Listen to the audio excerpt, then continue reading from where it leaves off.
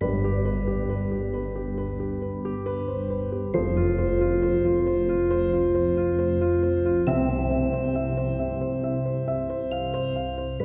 to the first annual TAKREEM USA Awards Night.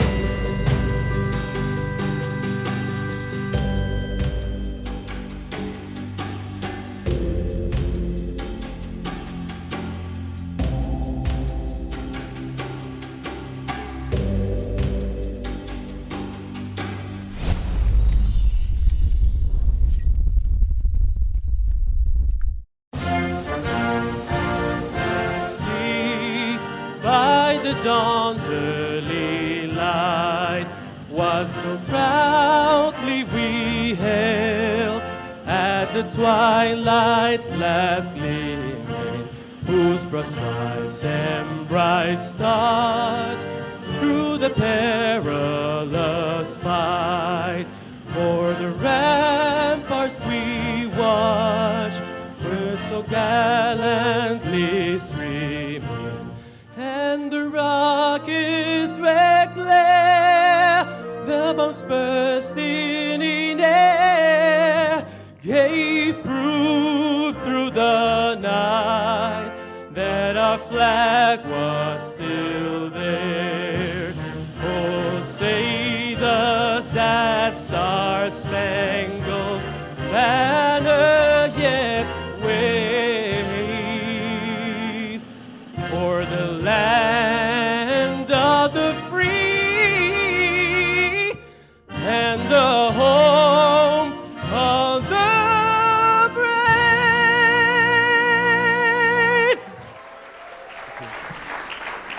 Ladies and gentlemen, please welcome our MC tonight, Mrs. Rida Fakhri.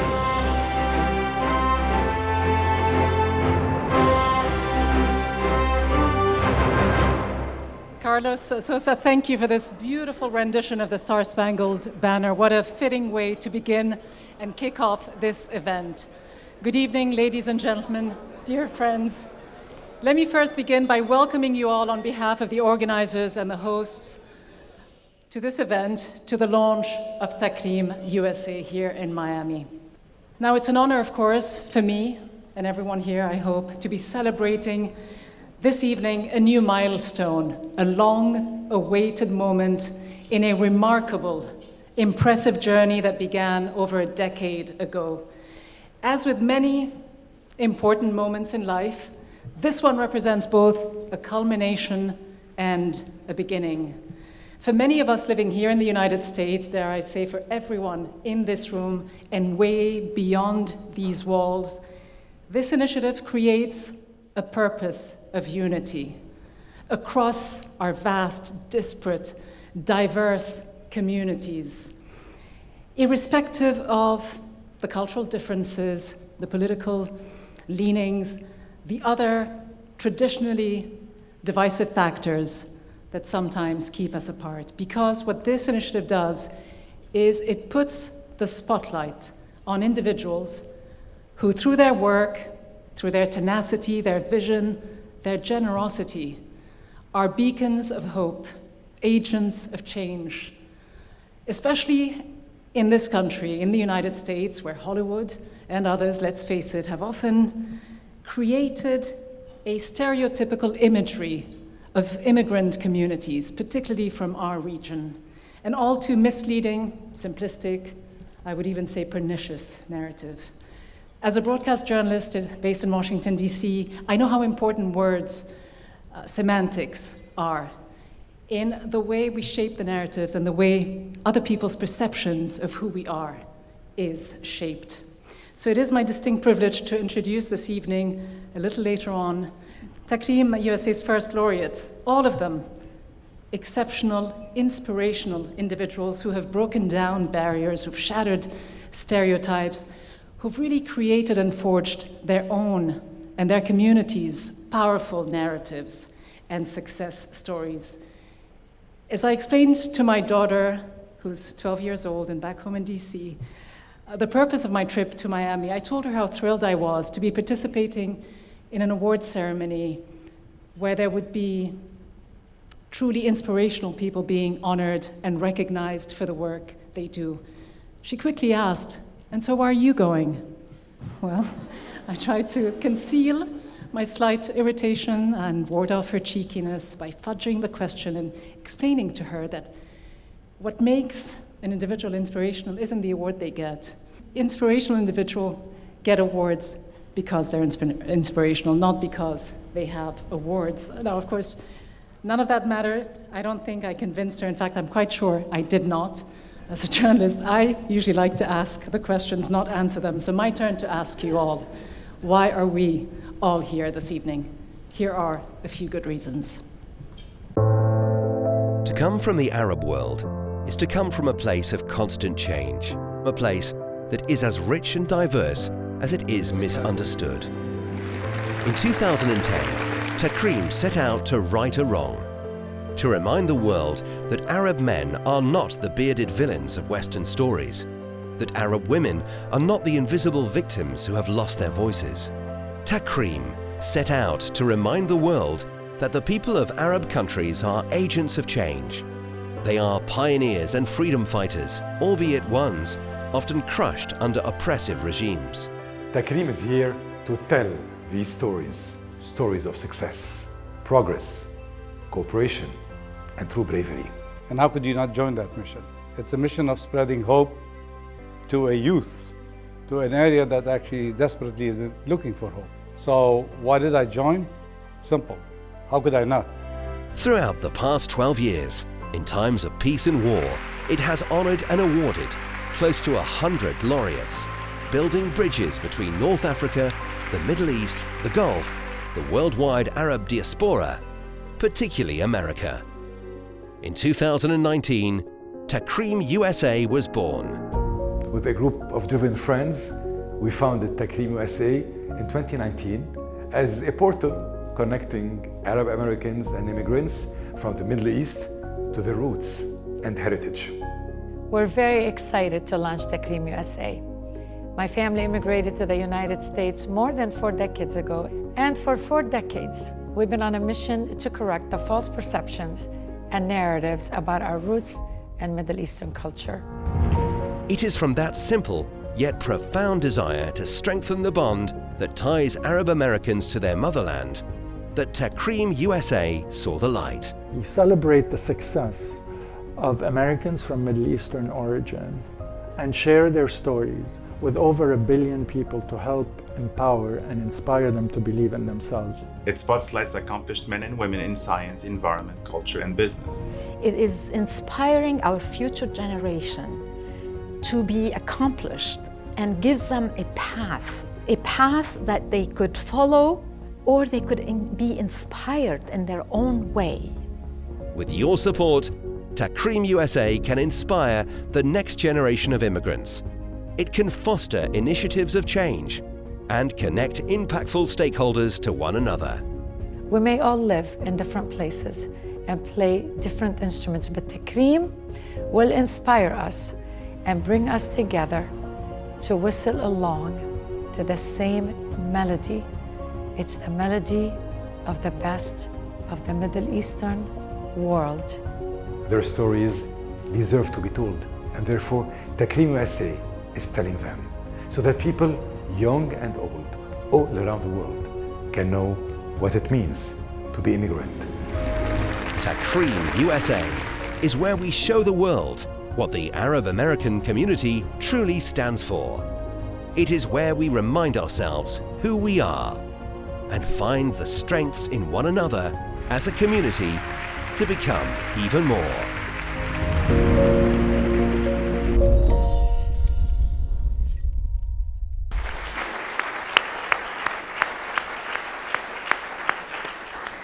And so that is what brings us here tonight, an initiative that embodies that change and inspires that hope. To be part of something purposeful, to build on the cultural ties that bind us, to recognize the role models among us, to lend our support, our individual, our collective support to the teeming youth of our region, to the youth who represent about 60% of our countries of origin in the Middle East and North Africa. Imagine that, 60% of them under the age of 25. To do what we can to help the younger generation build a better future, create the change they both crave and deserve. And it all started with TAKREEM from Beirut to Miami, through a few capitals in the region. It's been a long, often difficult, no doubt, but always and ultimately a rewarding journey. No challenge has been too daunting, no obstacle too high or too insurmountable, through a global pandemic, through how many crises, there are too many to count, that the region and the wider world is facing, through a crippling socio-economic crisis facing Lebanon today. One man has refused to give up. He has kept the faith, and it is thanks to his unflinching dedication, his unique vision, his determination, dare I say, stubborn determination, and I only just met him today, so I have to be on my best behavior, that we are here tonight to celebrate the continuing successes and the new beginnings of the foundation that he established about 11 years ago. Please welcome the founder of TAKREEM, Ricardo Karam.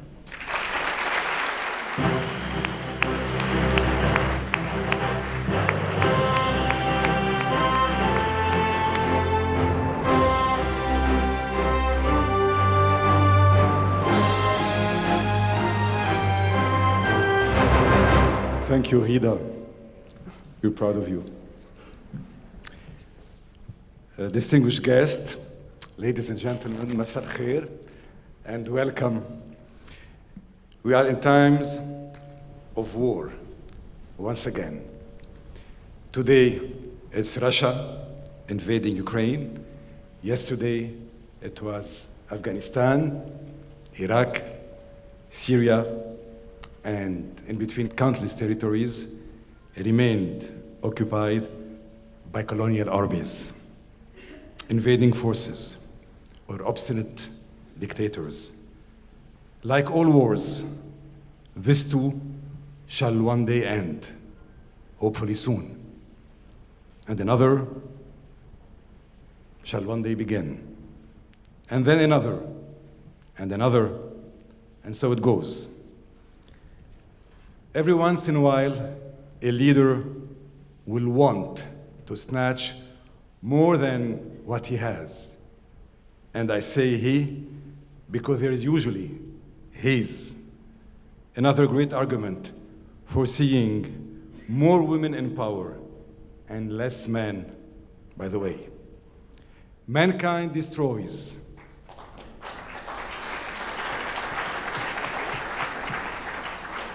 Mankind manufactures pain. I was watching a video of an Ukrainian woman crying as she sings the national anthem and cleans the broken glass from her apartment. It moved me. It reminded me of Beirut, just a few months ago, when we were cleaning broken glass after the August 4th explosion, an act of war of a different kind. We who come from the Arab world are no strangers to war. We grow up alongside it. We watch it from our school desks. We wave it from our bedroom windows. We get used to it, to the uncertainty and the consistency of it all. We come up from a place where people kill and get killed in the name of religion, where innocents die in the profit-driven games of international powers. But we who come from the Arab world also know this. This war is just one side of the story.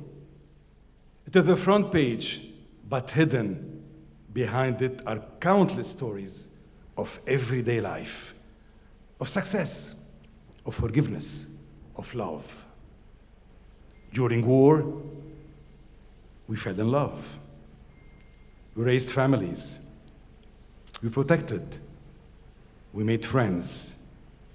During war and despite war, we built beautiful things. We took the difficult path. We built bridges. We spoke truth, but it felt like it didn't matter because war was always on the front page. War was the story, and we were just forgotten details. This is why I started TAKREEM. TAKREEM would be a reminder that during pain and trouble, there would always be something good to talk about. That the front page is not war. It is the people opposing war with life, love, and success. The idea came to me after 9/11, and a particularly thorough search I had to endure at the American border, just for being Arab. Being Arab is something to be proud of, I thought. The world misunderstands it. To be an Arab living in the States is to grapple with this misunderstanding daily. At least it used to be. But I hope I'm not being overly optimistic when I say this might be changing in certain places. And that's largely thanks to people like you, ladies and gentlemen. It's my pride to stand here among Arab Americans who have played a part in advancing both the Arab world and America. Among people who have embraced their origins and mixed identities and forged something stronger out of them, something that defies prejudices. What makes me myself rather than anyone else, Amin Maalouf writes, is the very fact that I'm poised between two countries, 2 or 3 languages, and several cultural traditions. It is precisely this that defines my identity. Would I exist more authentically if I cut off a part of myself? Beautiful words by a great author. I related to Amin Maalouf as the son of an immigrant myself, poised between 2 countries. My father moved to Venezuela, and it was because he passed away that he moved back to Lebanon. I was 6 months old. A special welcome to my father's friend, present here tonight, Sarkis Yamin.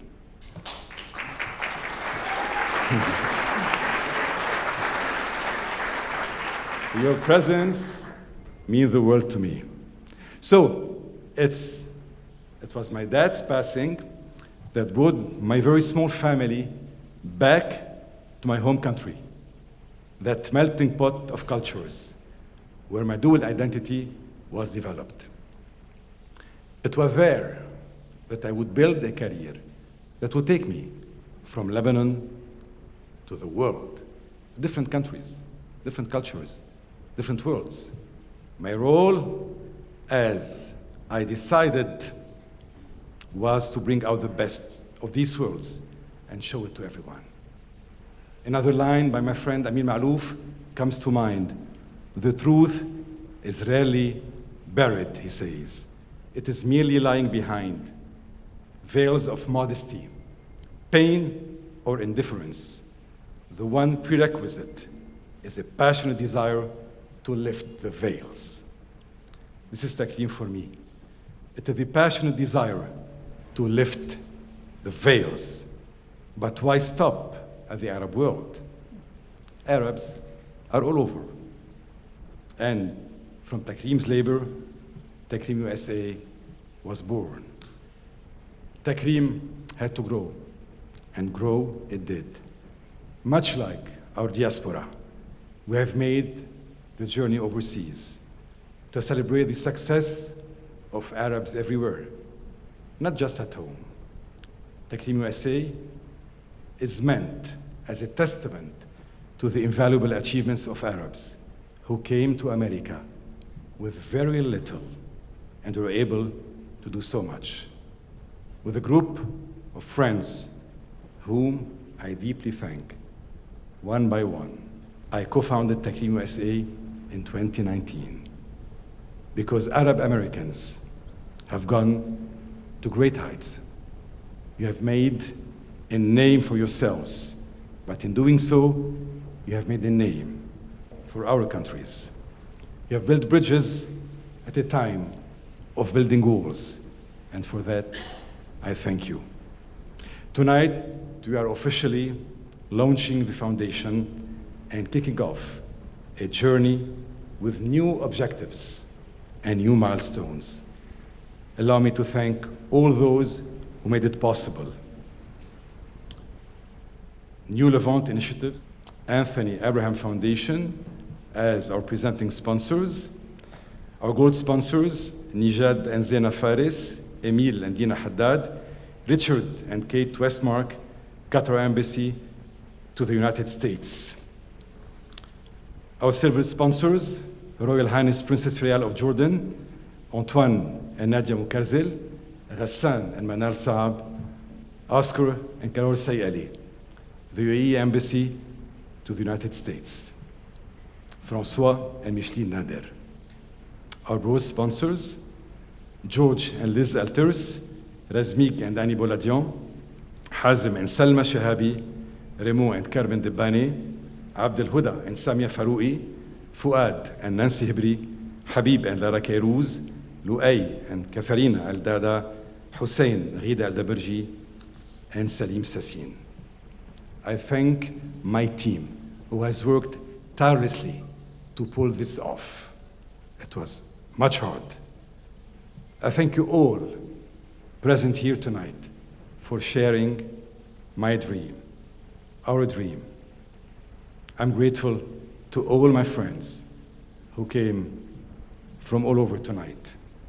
Not only they did fly from LA, San Francisco, Michigan, Boston, DC, New York City, Houston, Chicago, Atlanta, Baltimore, Dallas, but also from Montreal, Puerto Rico, Mexico, Marbella, London, Paris, Geneva, Dubai, Bahrain, and Beirut, home.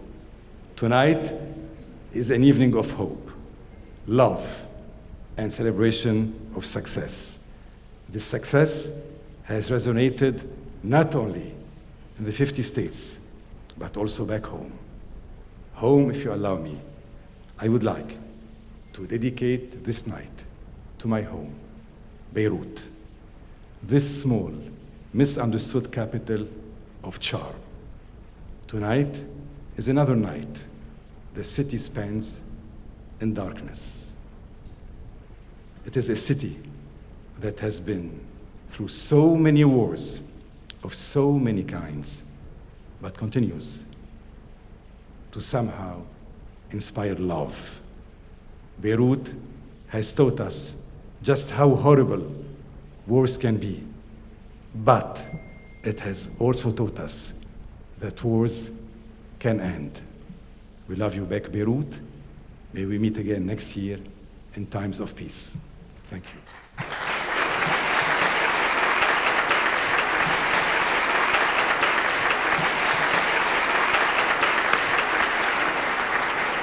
How to turn the pain of an entire people, an entire country into action, Ricardo Karam, a living testament to the resilience and ever optimistic spirit of the Lebanese people and the people of the wider Middle East who've been through their fair share of challenges in the last few years, not to mention the last several decades. That spirit of generosity, creativity, and entrepreneurship. Which brings us to our first award this evening. The first award is for Young Entrepreneur. It's my pleasure to invite to the stage Oscar Saikali, and his daughter Tatiana. I'm sure you know them all very well. They are pillars of Miami and the Lebanese community in Miami. Oscar Saikali, an avid art collector, a TAKREEM USA founding board member. Pleasure to see you. And Tatiana, thank you both for joining me on stage. And without giving too much away, I will just say that TAKREEM USA's first laureate, the first recipient of the award for young entrepreneur, embodies so much of what we all would love to be. Not just younger, and fine, I'll speak for myself only, but successful and rewarded by what we do. And that might be an understatement. If you don't believe me, just take a look to find out how this young entrepreneur turned a $10,000 investment into 600 million. And in how many years? Just 5. This is the true art of the deal. Take a look.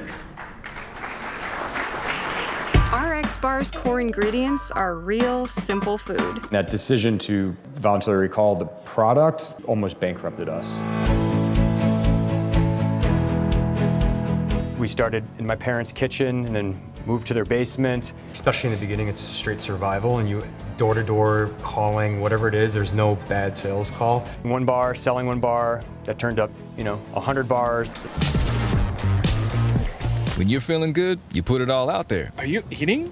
As we grew and sales grew, we eventually got a food production space where we scaled our own manufacturing, got up to about 10,000 bars a day, 15 people on payroll, all helping out with the production of the product.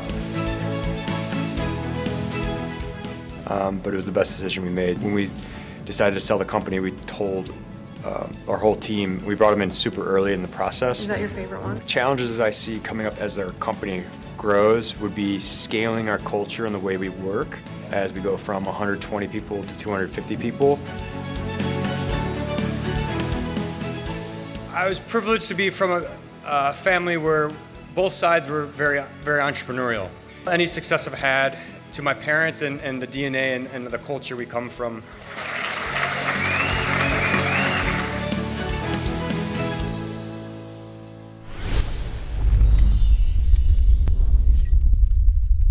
It is in the DNA, he says. I wish it were that simple. I think it's safe to say that our winner's brain might be wired a little differently to yours and mine. He apparently reads 5 books at the same time. Please welcome to the stage TAKREEM USA's first laureate, Peter Rahal, co-founder and former CEO of RX Bar.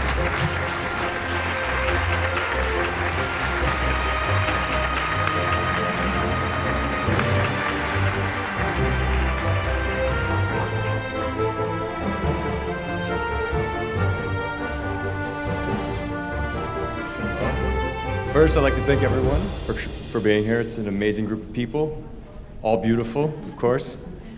And I want to thank the TAKREEM Foundation for organizing everything.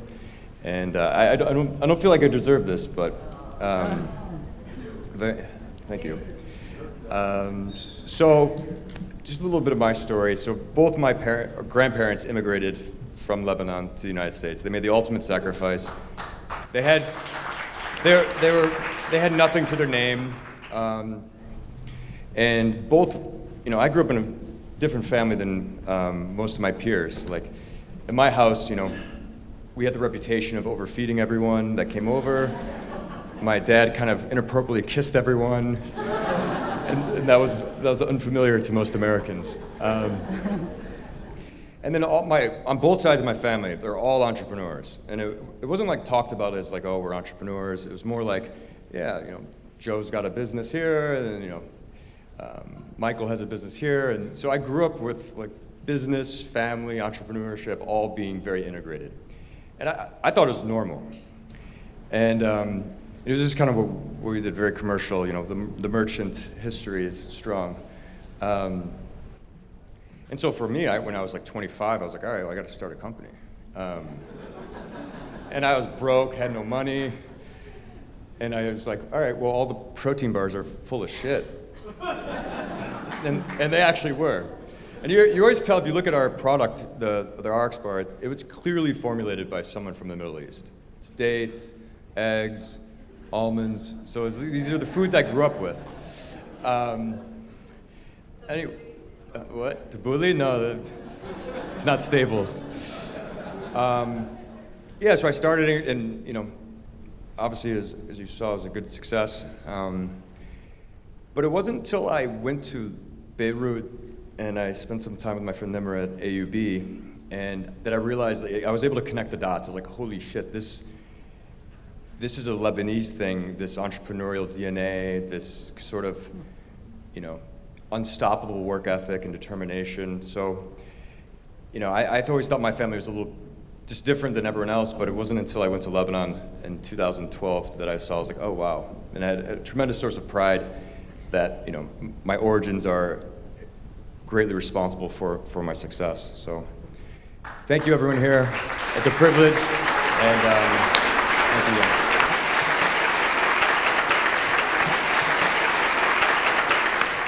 thank you. Thank you so much, Peter, and congratulations once again. There will no doubt be a long list of people waiting to pick your brains. I've actually put myself first on that list, Peter. I hope you won't mind. Our next award is for cultural excellence, and here to present this award is a 19-time Grammy Award winner, a Cuban-American musician, and if that isn't enough in terms of DNA, Cuban-American of Lebanese descent. A recipient of the Presidential Medal of Honor of Freedom, the highest civilian award given here in the United States for his cultural and other contributions. Please welcome to the stage Emilio Estefan and Salma Shihabi, a founding member of TAKREEM USA.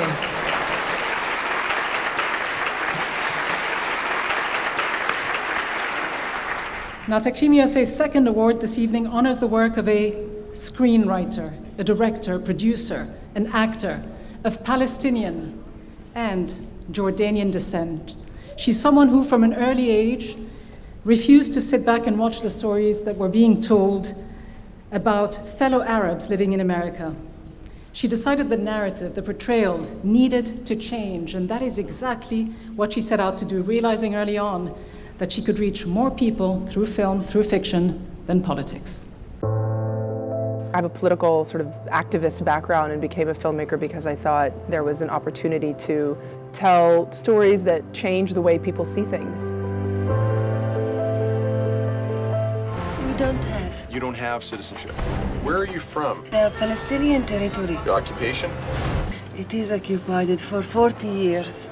It came from the need to tell our story, to tell the story of what happened during the first Gulf War when my dad, who's a doctor, lost a lot of his patients, and the Secret Service visited my high school because my sister threatened to kill the president. It was the first time in my life that I actually started to admit to myself that I wasn't just American.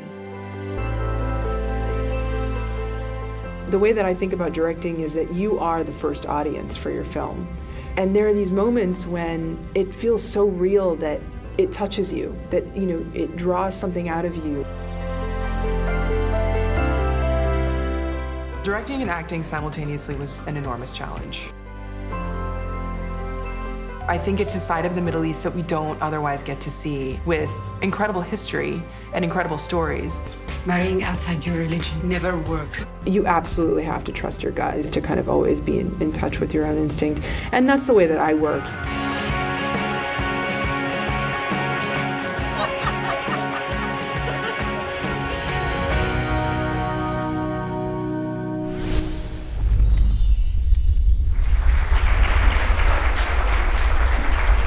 An award-winning filmmaker whose powerful movies and feature films tell the story of being Arab in America and American in the Middle East, how two worlds can merge but often collide.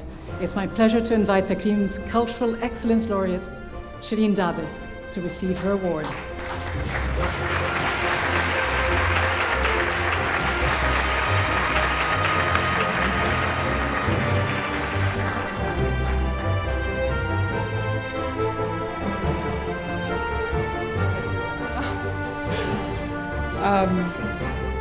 Thank you so much. This is unbelievably moving, actually, to be here with you all.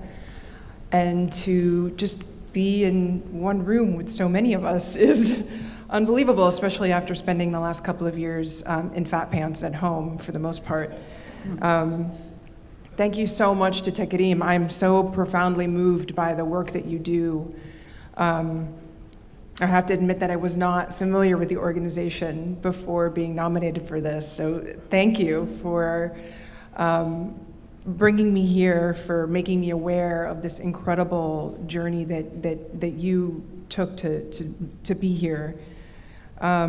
It's really wonderful to be in the same room with you all. And it's really poignant to me to be honored for cultural excellence in particular. And that's because I'm an Arab American kid, and I grew up Palestinian Jordanian, born in the US. Thank you. Didn't choose it, but I'm so proud of it. And I always thought of myself as a bridge. As a kid, I always thought of myself as a bridge. I always felt I had one foot in the US and one foot in the Arab world. And I felt like I was always working to bring the two sides of my identity closer together. It was a need of mine.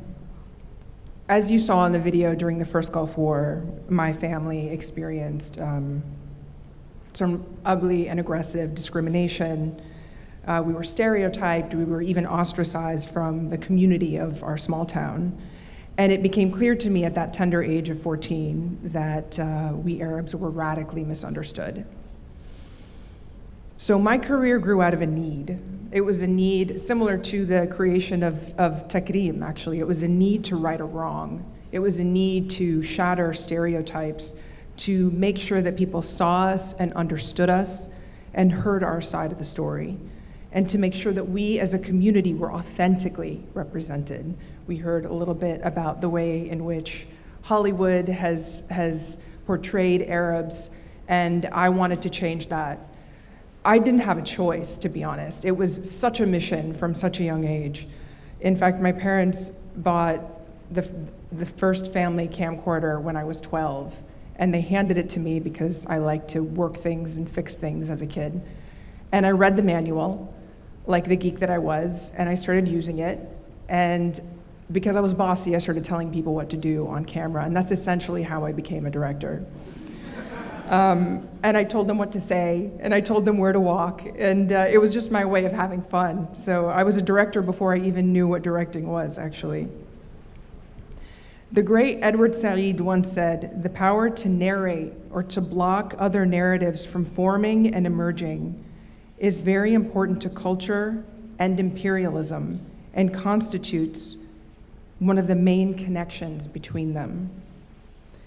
I consider this recognition and acknowledgement of the power and importance of storytelling, especially within our community. I consider it a message to all Arab and Arab American storytellers out there working hard to authentically tell our stories and narrate our struggles. It's not easy, but it is necessary because cultural change is behavioral change and it is societal change. And though it doesn't always feel like it, and it's easy to sometimes lose sight of it, we are making a difference. And thank you so much for acknowledging that and confirming that here tonight. Thank you.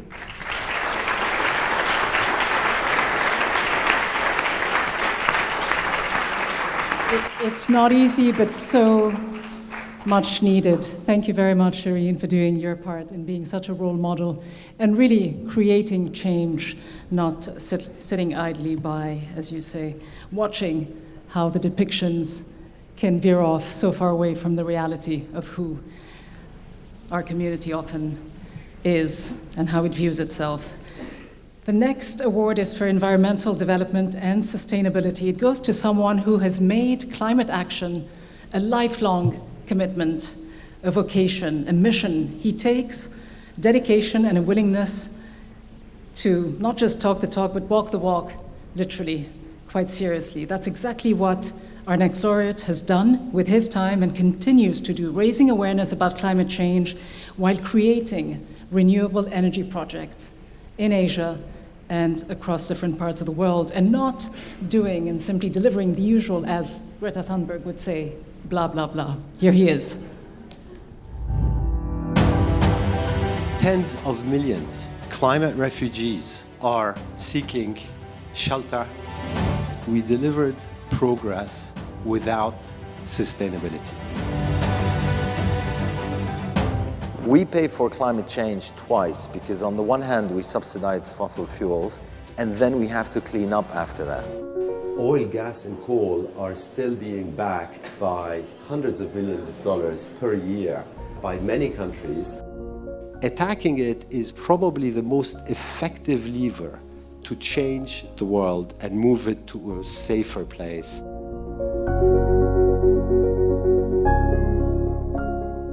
I'm a climate activist by night, and during the day I run a clean energy business in Asia. When I started in this industry, I had not paid attention to the problem of climate change. What happens is you develop a passion to that cause. We as citizens, I think, have a responsibility to act by making our voice heard. The youth have seen through the climate emergency. Entire ecosystems are collapsing. Stop expecting everything from governments and development institutions and focus on how we get the stock market going. Indonesians and Latin Americans and Africans and Arabs, they want to stay at home, but their home has to be climate safe.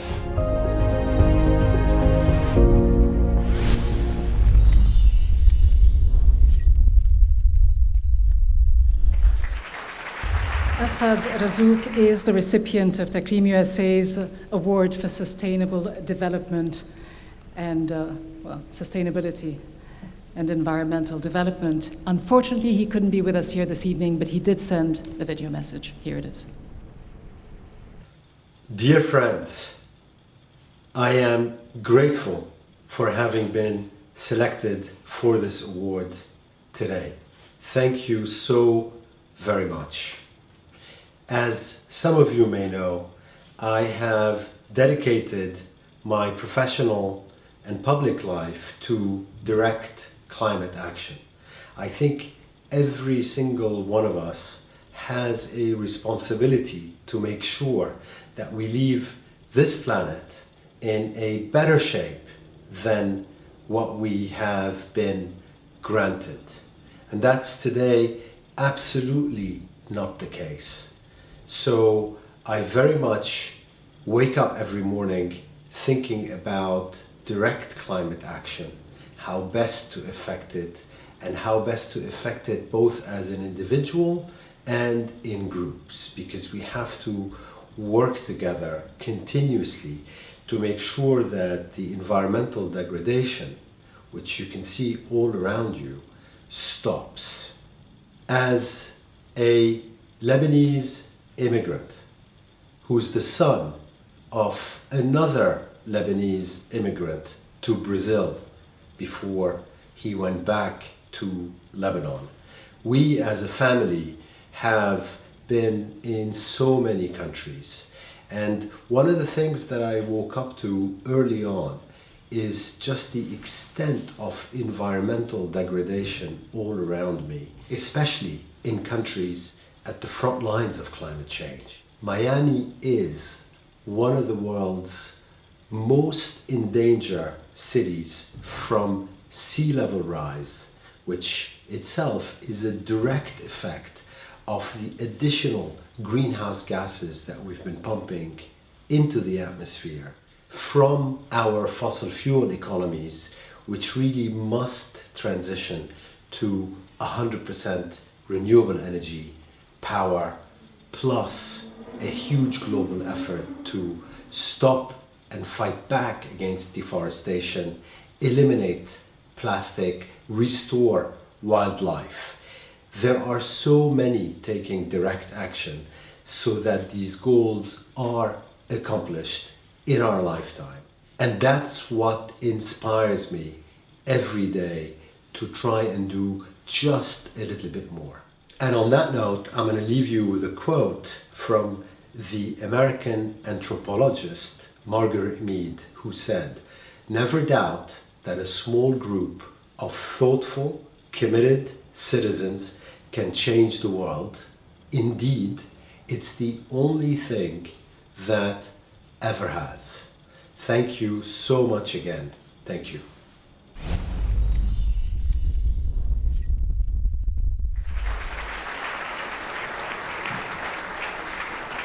Now, our next laureates, there are two of them, and this is an award that goes to people who have been recognized for their lifetime achievement.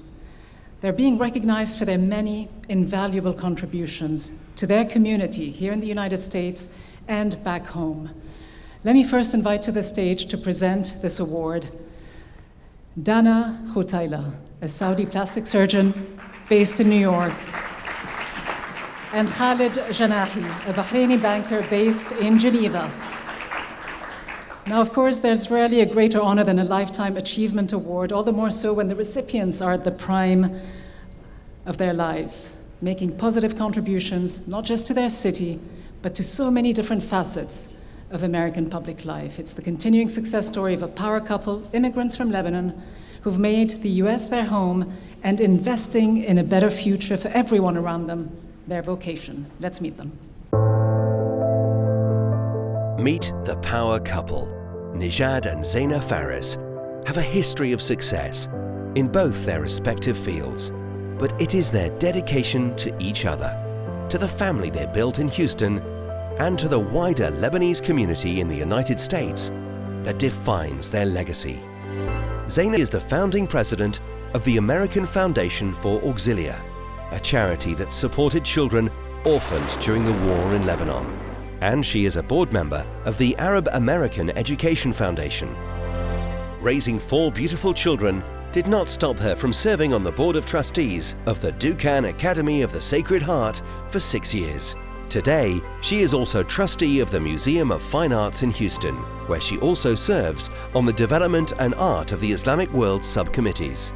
With her husband, she continues to reinforce the relationship of America's Lebanese communities to their homeland. I am not just being diplomatic and patriotic. Nijad served as the first president of the American Task Force for Lebanon. In 2006, he co-chaired, alongside President George H.W. Bush, the host committee of the U.S. Arab Economic Forum in Houston, which brought together over 1,000 businessmen, government representatives, and academics. In 2011, Mr. Faris was named to the Board of Governors of the Middle East Institute.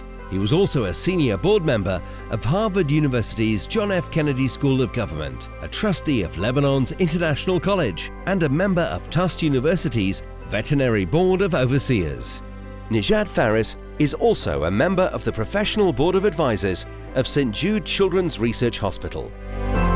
Zaina and Nijad welcomed the Lebanese community into their home with open arms, not only in Houston, but in many other states across America too. Wherever the Lebanese gathered, the Farises were the first to join them, to show their support, and to offer their unbound care, never thinking twice before pulling the strings within their grasp to help their compatriots in whichever way was needed. As a testament to their grand generosity and enduring commitment to philanthropic endeavors, in 2011, both Nijad and Zaina Faris were granted an audience with His Holiness Pope Benedict XVI to receive his blessing. Although the Faris family is not Catholic, the Pope appointed Nijad Faris a Knight of the Papal Order of St. Gregory.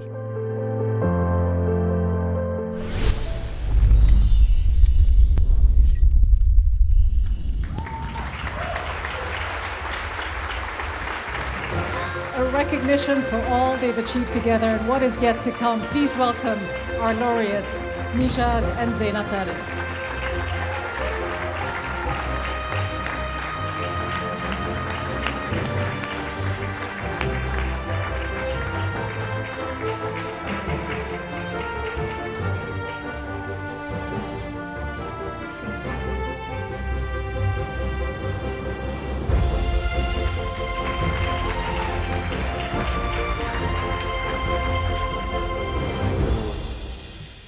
Zaina is my speechwriter, so I couldn't have this on here. I have to ad-lib this one.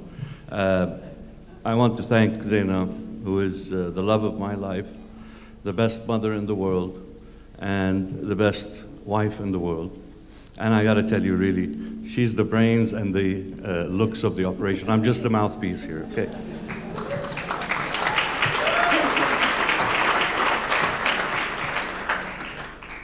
Good evening, ladies and gentlemen. Now the official Zena speech. Zena and I are honored to be here this evening among such distinguished honorees and guests. When Ricardo first approached me about TAKREEM, I decided to investigate this organization before becoming engaged and committed to its cause.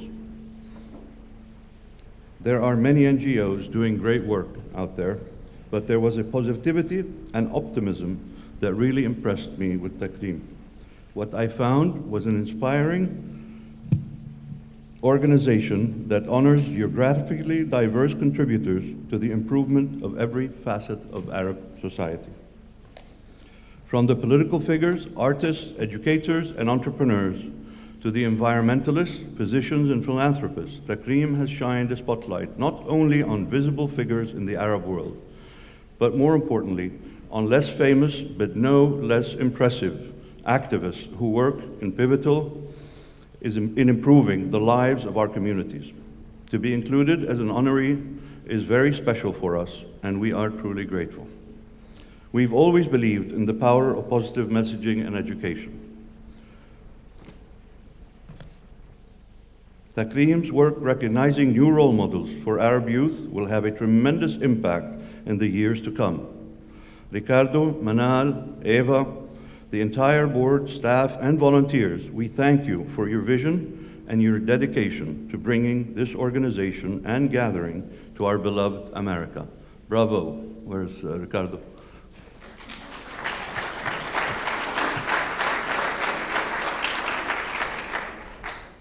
Our family has always believed that to whom much is given, of whom much is expected. My father is a self-made man who never forgot his roots or humble beginnings. He has lived his life giving back to the community in every way he could, and then followed his philanthropic efforts with many years dedicated to public service in Lebanon. In a country mired in corruption with self-serving politicians, he stood out as an honest, civic-minded servant of the people. His unblemished reputation is priceless. His achievements are staggering, but we are proudest of the countless scholarships he has funded. I cannot tell you how many times I've been approached by strangers telling me how that they have benefited from a scholarship and were able to go on to succeed and, more importantly, help others.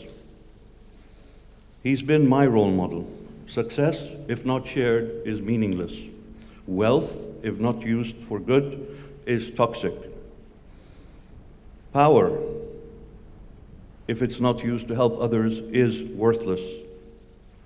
We succeed to help others, not just for ourselves. We've been very blessed by the advantages we were given, but we've tried to never take them for granted and to use our time and treasure to help others. We're incredibly proud of our 4 children who are here with us tonight, and we know that they will continue to work for the public good.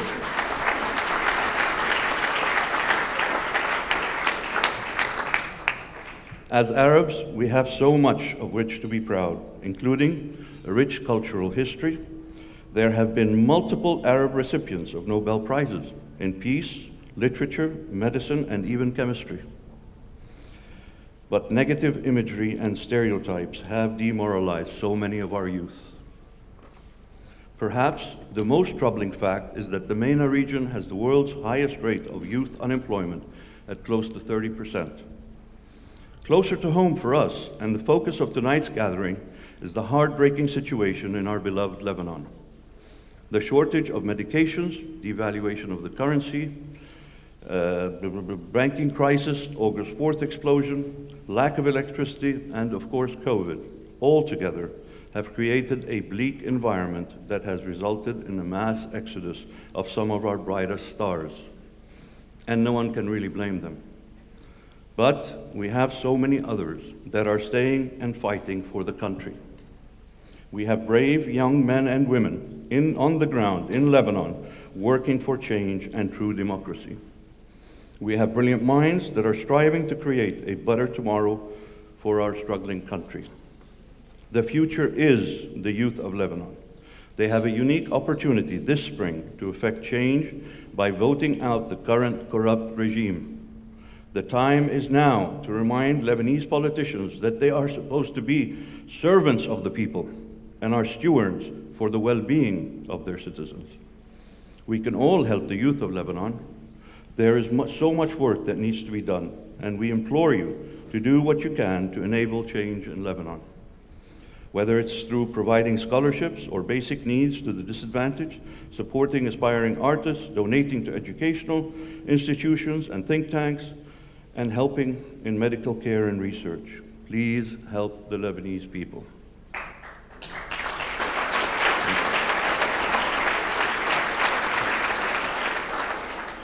If you're unsure of what to do, look at previous TAKREEM honorees for inspiration and direction. We thank you for bestowing this tribute on us, though I am concerned you've decided to give us the Lifetime Achievement Award at our not-so-old age. But we hope to continue to work the work of our family and have the confidence that TAKREEM's efforts will succeed in propelling our community to greater achievements. Thank you very much.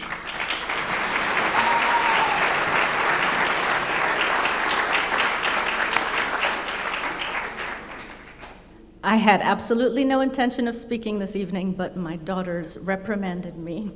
And since we are at a gathering that honors both men and women, I felt I should just say thank you very much for being here, and thank you for everything that you're doing.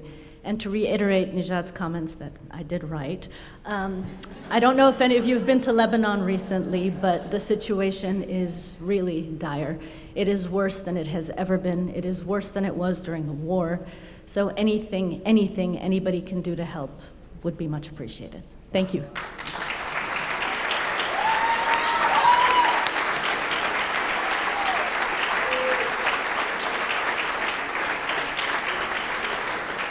Nijat and Zainab Faris, congratulations. A couple that is far too young to be getting a lifetime achievement. I guess it's a nod that you continue doing this, and you may get another one in a few years, who knows. From one, and again, just to also emphasize the point you made, that so much of what is needed isn't just down to politicians and governments, but the power of civil society and philanthropists and foundations like yours. From one Lifetime Achievement Award to another power couple, truly exceptional people whose commitment to others and generosity has made a true, significant difference in people's lives. Their foundation is a testament to that commitment. Joining me first off on stage to present this second Lifetime Achievement Award, Mishkin Nader, founder of Gestra Foundation and TAKREEM board member, and Francois Nader, who is a leader in the pharmaceutical industry. It's a pleasure to welcome you both. Please join me.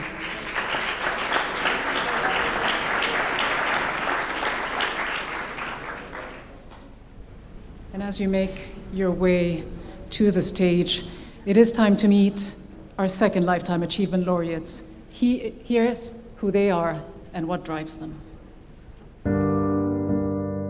Ghassan and Manal Saab, two names that have touched the lives of many, from America all the way to Lebanon. Milestones of success, awards, and accomplishments punctuate their careers. But it is their generous and continuous commitment to numerous causes that we celebrate today. Ghassan worked his way up to the top, becoming the president of the contracting company Sorensen Gross Construction in 1971. Today, he is the CEO, building homes and schools in his community. In 2003, Ghassan Saab also formed the Uptown Development Group with his friends to rejuvenate and rebuild the neglected and deteriorated downtown area of Flint, Michigan. Ghassan served on boards of various influential organizations, including the Lebanese American University, the Arab American Institute Board of Governors, the American Task Force for Lebanon, and the American Druze Foundation, among others. Ghassan and Manal have a long history of giving. Together, they have contributed time and resources to charities and organizations in their local communities, both in the US and abroad. Manal is the CEO of Sorensen Gross Construction Services in Flint. She serves on the board of trustees with the Community Foundation of Greater Flint, which coordinated the Flint water crisis response. She is also a patron and a member of the Board of Governors of St. Jude Children's Research Hospital. Beirut needs you today. After the August 4th blast in Beirut ravaged her city, Manal and her daughter coordinated a multi-million-dollar undertaking to deliver medical supplies to Lebanon. The effort was coordinated by the Ghassan and Manal Saab Foundation. Manal's care delivered urgent medical supplies to the 5 largest hospitals in Lebanon at a time of dire need. Lebanon remembers the support of the Saabs, and America remembers too. It's not every day that you come across a family like the Saabs, whose generosity extends across the Atlantic and back. And yet, here they are, pushing forward and inspiring us along.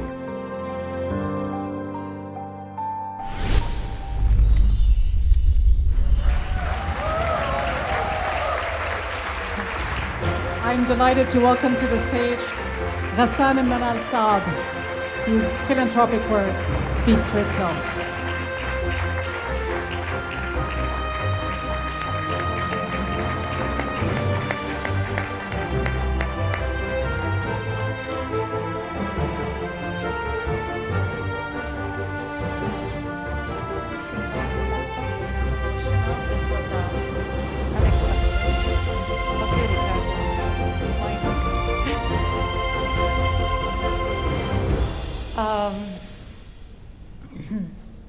You do this.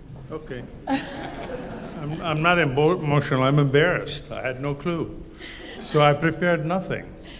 And it's obviously a great honor and a great tribute to be sharing with Nijad and the other laureates this evening. This honor is just beyond words.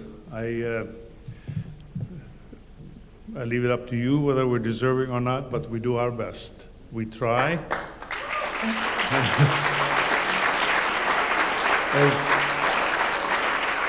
I remember this old story about, here, you carry this. Oh my God. About a long time ago in a far kingdom where the word was out that the sky was falling. So the king summons all his knights, and as they were approaching the city and the main palace, one night on his horse, he looks down and he sees a little bird on his back with his tiny little legs up towards the sky. So he goes down and says, "Little bird, what are you doing?" He says, "Haven't you heard? The sky is falling." And he says, "You think you can prevent the sky from falling with these tiny legs of yours?" He says, "No, but I do what I can." And and we do what we can. Now you hold this. Oh, wow.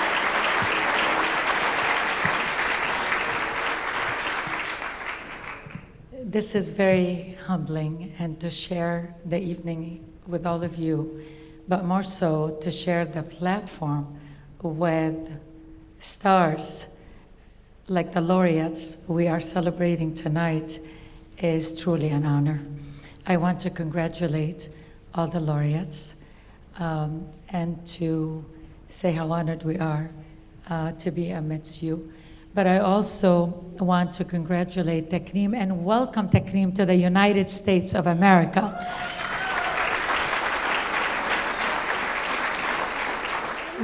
Look around you. Look at this room. You are all individually very successful for whatever reason that brought us to the United States. Earlier today, we had the Tech Minds Forum, and we heard from many of you how much we can accomplish if we are successful collectively together. So, you know, none of this, no one achieves anything on their own. Since tonight is dedicated to Lebanon, I would be remiss if I don't highlight my partners in the Lebanon Relief Project. When the explosion of August 4th happened, we got the call from the American Task Force from Lebanon. It was Ambassador Edward Gabriel, 48 hours, 72 hours later. And he said, Washington is with us, what can we do? But it took many, many volunteers, and with the help of ATFL, the Department of State, and a few good friends, and some of them are here tonight. The Lebanon Relief Project, and this belongs to you, and the ones that are here, I know, I have to name you. I want to start with Huda Zaghbi. When it happened, Huda, with one click in an email, I loaded up 2 planes from Houston alone of medications and PPEs to send to Lebanon. And then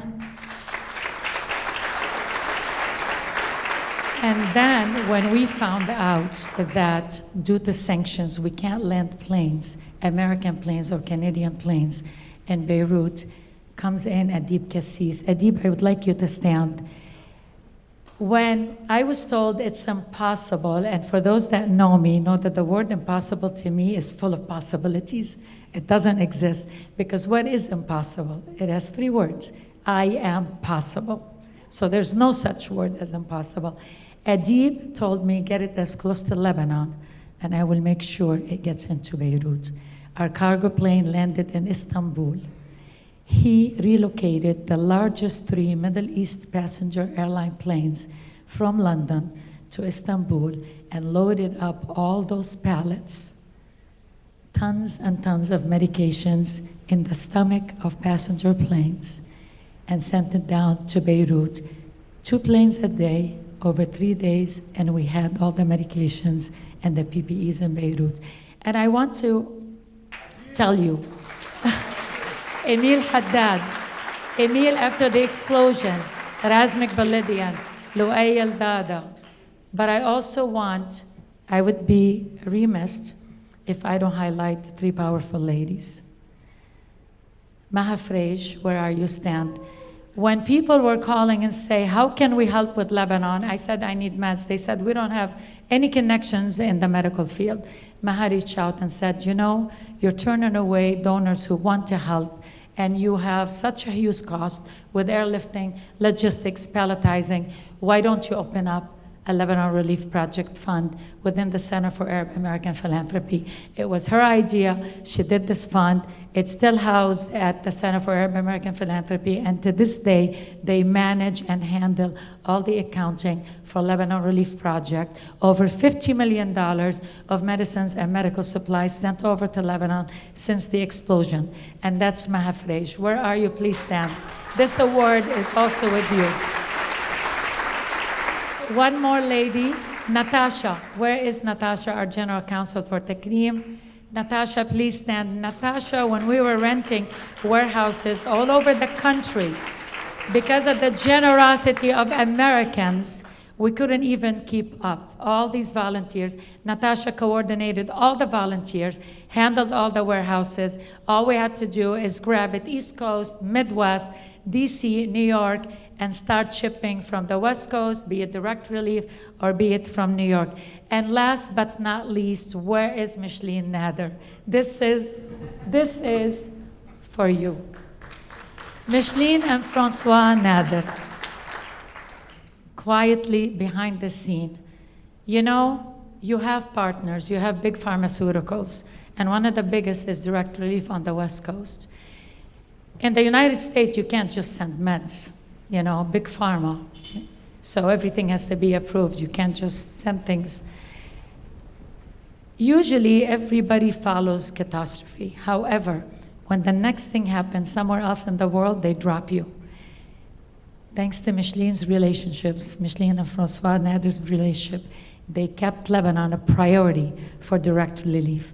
She always checked on me, and now she's an equal and a permanent, they are an equal, just a foundation, their foundation is an equal and a permanent partner of Lebanon Relief Project. And I couldn't have done it without everyone I just named who's here tonight. And Habib Kairouz. So thank you. This is all for you.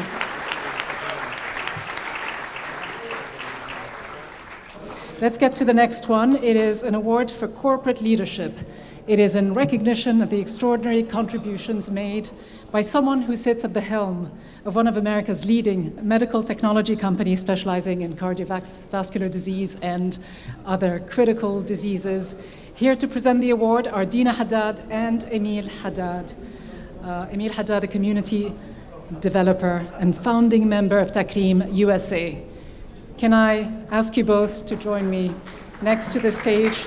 And so who is the recipient of TAKREEM USA's Corporate Leadership Award?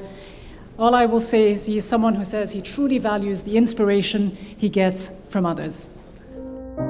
I would love to be able to actually measure hearts in this audience.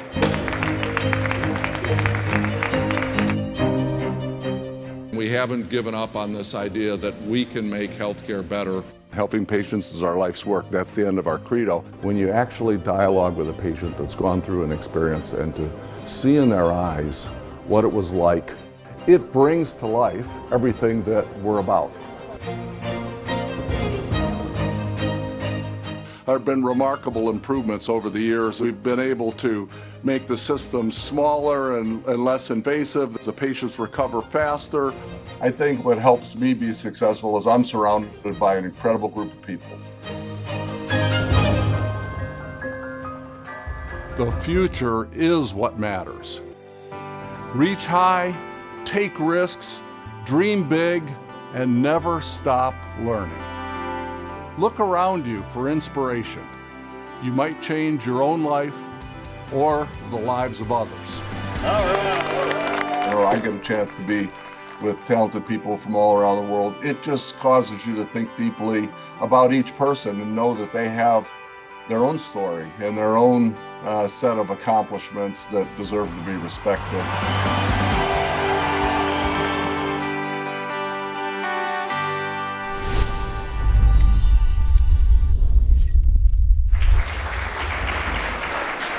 Our warm congratulations to Michael Musallim.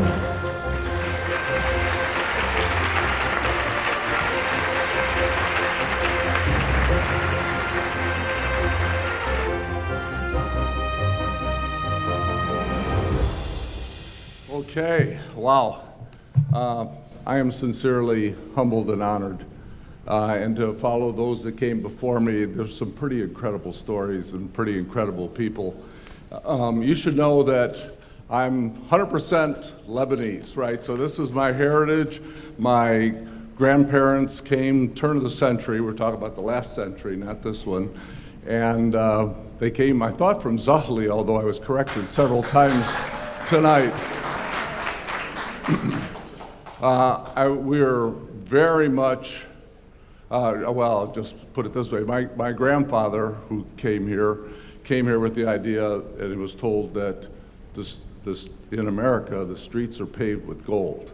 And you know what? He might be right? Because it worked out pretty well for our family and for so many in this audience.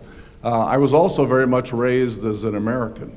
And so that's always gets kind of dicey, right? I remember growing up as a kid, and I was taught, as part of my upbringing, that whenever somebody offers you food, you should always say, no, thank you. And if you did that 3 times, then you could finally say yes and take the food.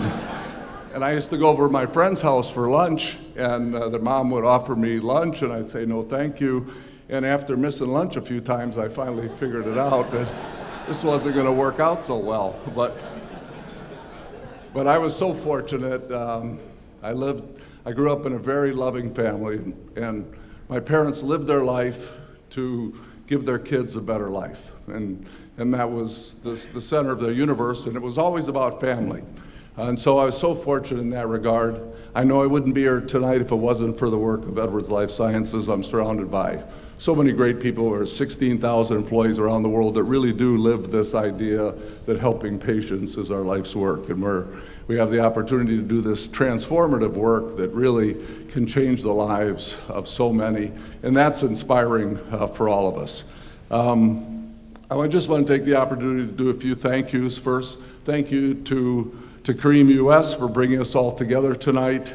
Ricardo Karam, your vision, your dedication really inspiring future generations to care and to build community is so impressive. TAKREEM's USA Board of Directors and Advisory Board, which includes our good friends Salma and Hazem. The jury board for their time and efforts recognizing the people who are involved tonight. And to my colleague and friend, Emil Haddad, where are you, Emil?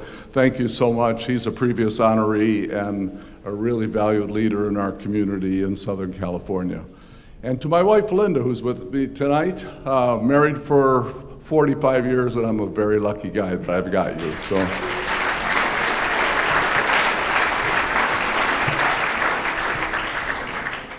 Finally, I just have this privilege, just because of the work that I do, to travel to all corners of the world, and you get reminded on a regular basis that each of us are so different, but each of us are so the same, isn't it? And I think it's a reminder to me.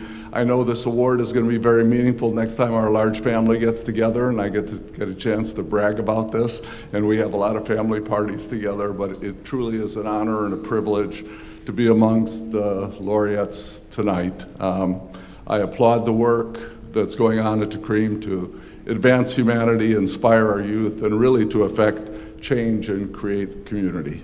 Thank you so much.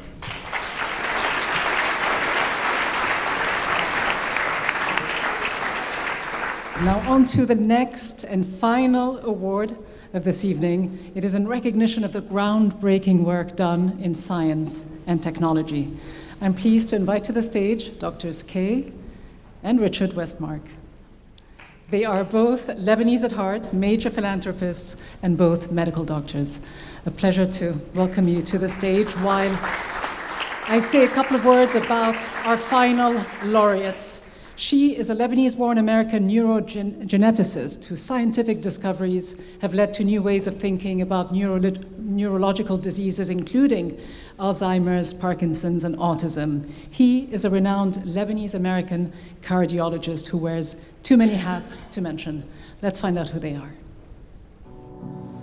Without research, it's almost impossible to really understand devastating neurological diseases. About 1% of the population has some form of adult congenital heart disease. Telling them your child has a neurologic problem is the most devastating. I grew up in Lebanon and started medical school at the prestigious American University of Beirut. Being a foreign-born, the opportunities in the United States are amazing. I don't think you're going to have any opportunity like this in the world. One of the very special moments was opening a chapter of the American College of Cardiology in Lebanon and giving back to the country. Technology is wonderful, and it makes access to information unbelievably quick and easy. But mere information is not sufficient to produce change. It is striking how much we learned about the broader, more common diseases from the discovery of RET. I don't say I'm going to cure a disease, no. But what I would really like to do is at least see these patients doing a lot more, enjoying life a lot more. You're a better physician because you recognize other needs beyond yourself. If you serve, in addition to serving with your knowledge and your input, this is for the common good of the society, the community at large.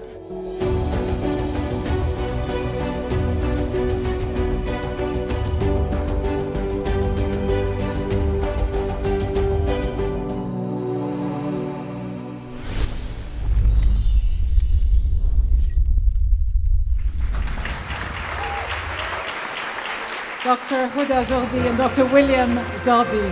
What a great way to end this segment of our proceedings this evening.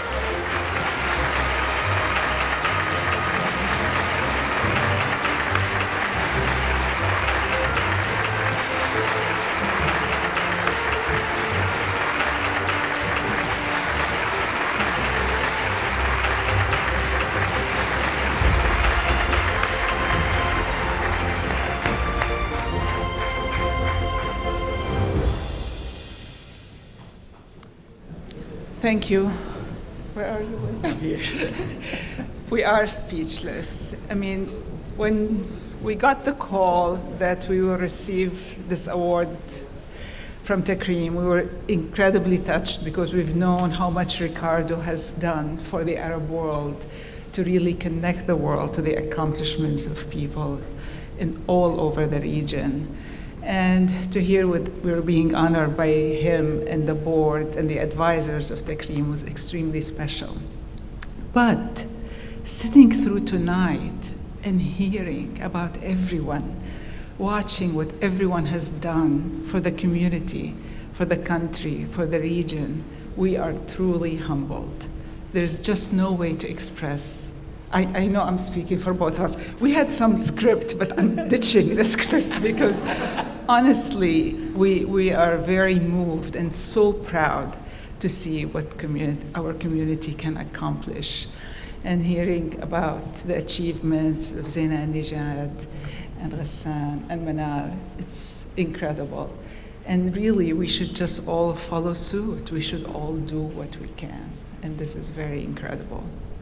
So, with that big, very heartfelt thank you, we'll let you know a little bit of who we are, what we've done. So we grew up in Lebanon, and we're extremely proud of our roots. We feel extremely fortunate that we grew up in families that really valued education. That's the only thing they pushed us to do, is to pay attention to our education and to have the freedom to explore. The freedom to explore was more in William's family, less in my family, because I wanted to explore literature and my mom insisted I explore medicine. She said, it's the only thing you're exploring. Literature could be your hobby. But I am really grateful for what she's done because I could never have imagined a more rewarding career in medicine. William, on the other hand, he loved engineering and explored that, and he actually ended up applying many engineering principles to the work he does for the heart. But I want to highlight really one of the most important things that made us who we are. We are who we are because of the high school education we had in Lebanon, because of the American University of Beirut that gave us the strongest foundation.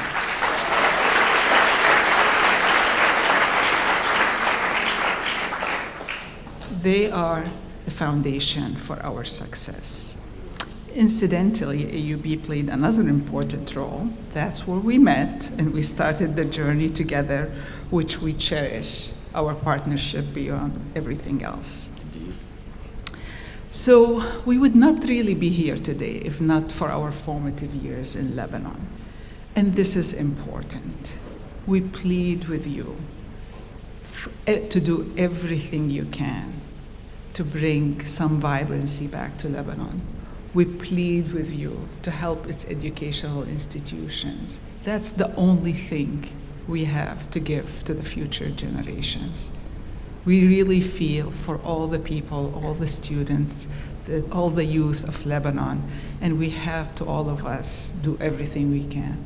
We know, Ricardo, TAKREEM is one conduit for you to bring the Lebanese and what they contribute to the limelight, but we have to do this forcefully because our country desperately needs us, and knowledge is the best power we can give them, so we hope we can do more of that.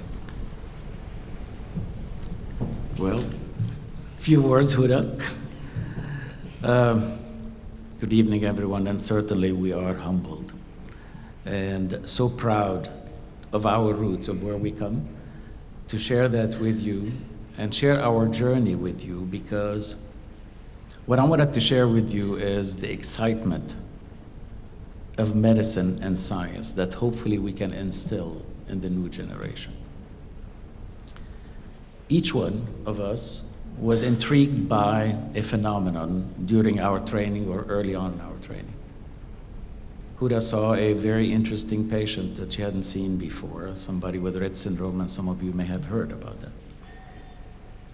This was the impetus for her to search more. Other people may have sat and said, fine, this is another patient, I can, treat them. But I think it is the inquisition hopefully instilled in many of you here, many of your children, many of your colleagues, that would push the envelope to a different level. I was intrigued, and it's very interesting that Mr. Musallem, him and I connected because of our interest in the field before coming here tonight. Because I was interested in valvular heart disease, and something that you hear about a lot. And things have changed so much that now, within the past 10, 15 years, instead of doing open heart surgery, you can replace a heart valve just with a catheter. People can go home the same day, can go back to work the day after if they're willing. They may take 2 days, but they can go. But it is really amazing, and I think this is, my impetus was to making sure I help these patients, so not everybody has to go to a heart catheterization and develop all these methodologies. And it's very interesting how your background just shapes up as you grow. Because I was interested in engineering and math, and I found a path within medicine to help patients at the same time use my skills to contribute in a way that you could do most diagnostics nowadays for heart without reverting to a heart catheterization. Now, we could not certainly have done this without the help of many. Our institutions in Houston, and actually we've been in Houston for close to 40 years now. And you don't have to hop from one place to another. If you have the support that you need to realize your dream, your mission, and have the resources that are needed to push the field forward, you don't have to jump to just get a higher title somewhere else. And Huda and I felt very strongly about that, because Houston, the medical center, Baylor Methodist Hospital, really provided to us the milieu of higher professionalism and the resources that are needed to be able to build a neurological research institute, a cardiology department that I think we're all proud of. Well, we pursued science for only one reason, is to help patients, because each one of us have felt illness at some point in time. And your families, your friends, your parents. And I think whatever we can do to improve the lives, and not only the duration of life, but the quality of life, this is what we pursued and this is what we believe in. And I do hope also that most of the physicians that you're dealing with have this as their primary mission going forward, because that's what drives us together. We wanted also to share with you that, that pathway is not a straight line. It's not all about successes. It's not all about a discovery. Huda took about 17 years to discover her first gene of the same disease that she was intrigued with. It took me about 10, 15 years to be able to develop the methodologies to do that, but the good thing is, whenever you have some of these successes, it really keeps you going, not only because you see some of the fruits of what you're trying to do, but it gives you, and I think all of us are driven by this internal feedback that hopefully will push us forward and also entice and incite other people around you to get them to where you want to be. So where Huda, I think some of her very basic work now is getting to fruition. It's very exciting that some of these early discoveries are getting to clinical trials this year and this past year, which is really amazing. And I think these are devastating neurological diseases. And as I shared with you, I think the developments in cardiology is amazing. If I could leave you with one pearl, this is a disease that you can cut at least in half if you take care of yourself and do the right thing. So I believe strongly in prevention, in addition to management of if you have an ailment, so you know how to live well with the disease, but most importantly, how to stop the disease before it starts. So we're very excited about that. And for the young people in the room, the rewards from science are really immeasurable, because you could see the impact. At times it's a discovery in the lab, but you cannot take your eyes off the ball of where you want to be ultimately. What does it mean for patients? What does it mean for humanity? And at times you wonder, in this world that has a lot of violence and a lot of other things, it doesn't minimize, actually it makes it even more decent, more humane to think about each other and improve the lives of each other while we have some conflicts that we really have to resolve one way or another. So what I want to end you with is that it is a thrilling journey. We've been in this journey for many years. And it is thrilling because of the changes that we have seen together in both of our fields. And it's good that the mind and the heart work together. And we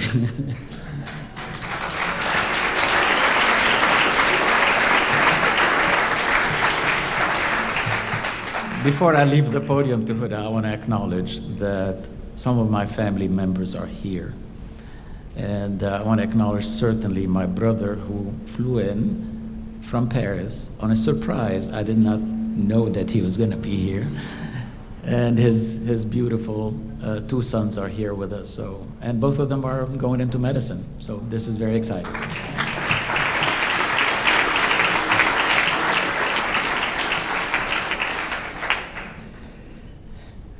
Thank you again. I just want to maybe spend 1 or 2 minutes, a minute really, just to say how exciting the future is for science and medicine.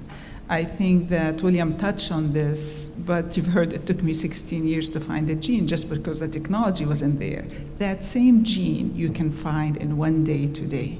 That's no exaggeration. This is how far the science has come. The technology to use DNA-based therapeutics, and we all benefited from RNA-based therapeutics with the vaccine. You can imagine all that's really available. The artificial intelligence and machine learning that's really helping making better diagnoses and already are in the clinic helping patients. So there's so much excitement that I feel this is really going to be wonderful for the next generation. Now, we've talked about discoveries and what we've done, but really what William and I value the most, what we consider our greatest accomplishment, are the students and fellows that we've trained. And we're very proud that many of these are Lebanese and Arabs from the region. And we hope those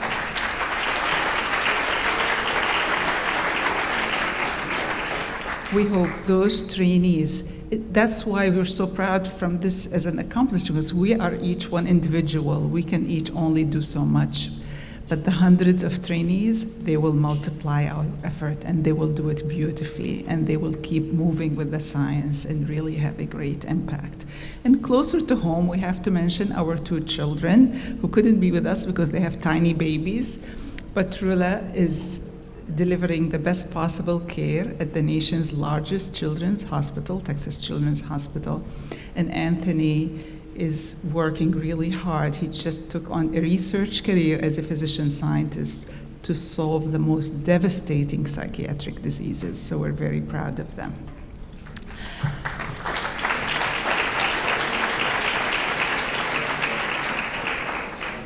We hope that by sharing our very humble beginnings, it gives an opportunity to every young person in the room or every young person you will channel our thoughts to see how capable they are and the opportunity they have ahead of them to make a difference. We can't wait to see what all the young people will accomplish. Thank you again for this great honor and for making it so special that we share it together. Thank you.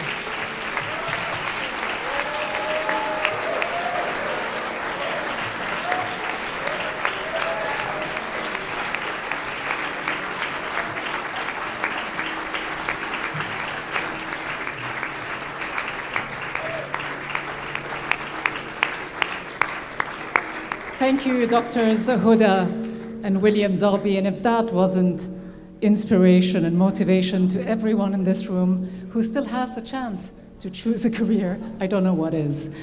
A truly rewarding profession, extraordinary achievements. Thank you both for making the time to be here with us. And of course, as Dr. Williams said, one of the lessons is to be tenacious and perseverant. And one of the lessons I heard from Dr. Huda is always listen to your mom. She knows best. Let me just congratulate everyone. I hope you will all join me for a warm round of applause again to congratulate all of our laureates this evening. Congratulations to everyone. Before we close, I would like to thank on behalf of everyone here, TAKREEM, its founder Ricardo Karam, and the wonderful team of people who work tirelessly on this initiative. Thank you all so much for being here, for lending us your support. It has been an honor for me to be here with you at the launch of this important initiative, TAKREEM USA. As we end this evening, let us listen to one iconic voice that not only represents the beauty of Lebanon, but the enduring spirit of the country and the wider Middle East region. Thank you for being here tonight. Thank you for your generosity and support. Good night. Safe travels.